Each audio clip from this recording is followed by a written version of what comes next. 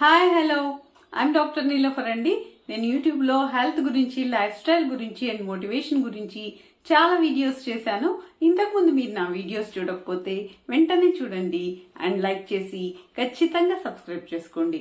ఇవాళ మన టాపిక్ అయితే డయాబెటీస్ ఉన్నవాళ్ళు స్వీట్ కార్న్ తినొచ్చా, మొక్కజొన్న తినొచ్చా అనే దాని గురించి. మరి మనం టాపిక్లోకి వెళ్ళిపోదాం. మామూలుగా మొక్కజొన్నలు అనేవి మనము మొక్కజొన్న కండి రూపంలో, లేకపోతే స్వీట్ కార్న్ లాగా మసాలాలు వేసే స్వీట్ కార్న్, తర్వాత స్వీట్ కార్న్ సమోసాలని ఇలాంటివన్నీ కూడా తీసుకుంటూ ఉంటాం ఇండియన్ ఫుడ్లో. మరి ఇలాగా తీసుకున్నప్పుడు డయాబెటీస్ ఉన్నోళ్ళకి మంచిదా కాదా అనేది మనం ఇప్పుడు చూద్దాం అనమాట. మామూలుగా అయితే ఈ మొక్కజొన్నల్లో ఫైబర్ అనేది ఎక్కువగా ఉంటుంది. దానివల్ల ఏమవుతుంది, ఈ ఫైబరు జీర్ణక్రియకు బాగా ఉపయోగపడుతుంది. తర్వాత రక్తంలో షుగర్ని నెమ్మదిగా గ్రహించబడేటట్లు చేస్తుంది ఈ ఫైబర్ అనేది. కాబట్టి మొక్కజొన్నల్లో ఫైబర్ అనేది ఎక్కువగానే ఉంటుంది. అయితే ఈ మొక్కజొన్నల్ని ప్రాసెస్ చేసినవి మాత్రం తినకూడదు.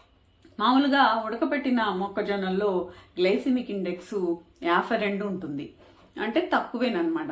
కానీ దీని గ్లైసిమిక్ లోడు 15 ఉంటుంది, అంటే ఎంత ఎక్కువ తింటే అంత డయాబెటీస్ పెరుగుతుంది. మరి ఒకవేళ మొక్కజొన్నల్ని ప్రాసెస్ చేశారనుకోండి, స్వీట్ కార్న్ని, అప్పుడు దాని గ్లైసిమిక్ ఇండెక్స్ 64, 60 దాటుతుందన్నమాట.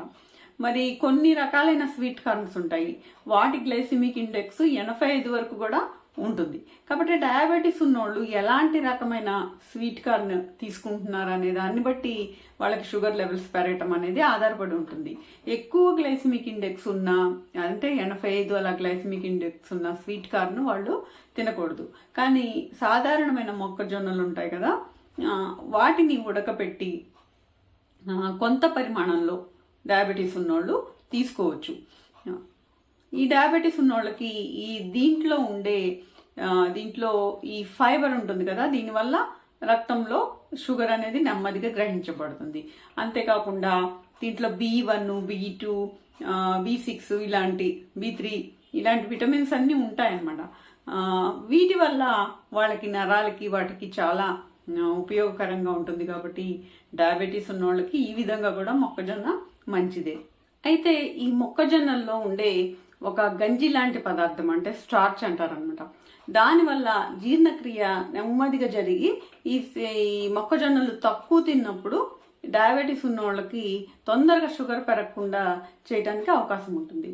కానీ దీని గ్లైసమిక్ లోడు మధ్యస్థం కదా, అందువల్ల ఇది ఎంత తింటే అంత డయాబెటీస్ అనేది పెరుగుతుంది. కాబట్టి ఉడకపెట్టిన మొక్కజొన్నలు కొద్ది పరిమాణంలో ఏదైనా సలాడ్లో కానీ, పచ్చి కూరగాయ ముక్కలతో కానీ ఇలా తీసుకుంటే ఏంటంటే వాళ్ళకి తొందరగా డయాబెటీస్ అనేది పెరగకుండా ఉండటానికి అవకాశం ఉంటుంది.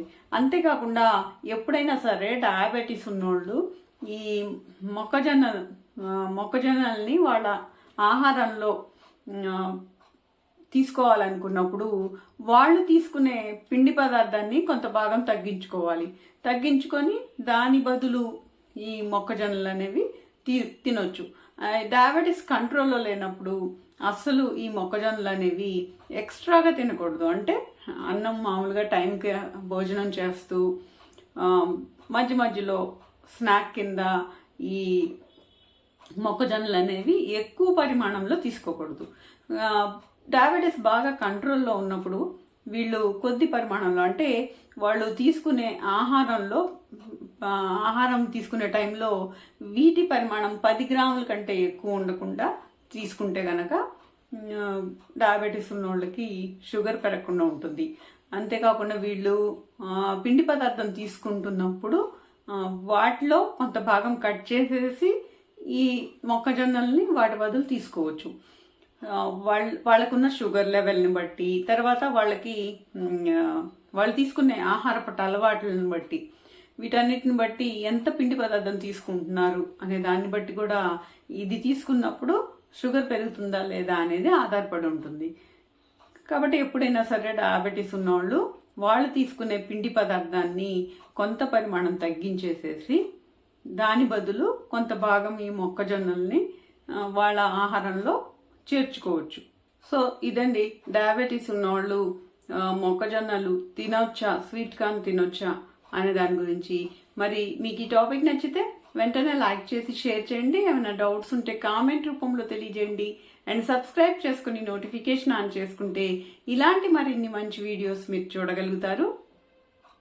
And thank you for watching. మరొక వీడియోలో మళ్ళీ కలుద్దాం.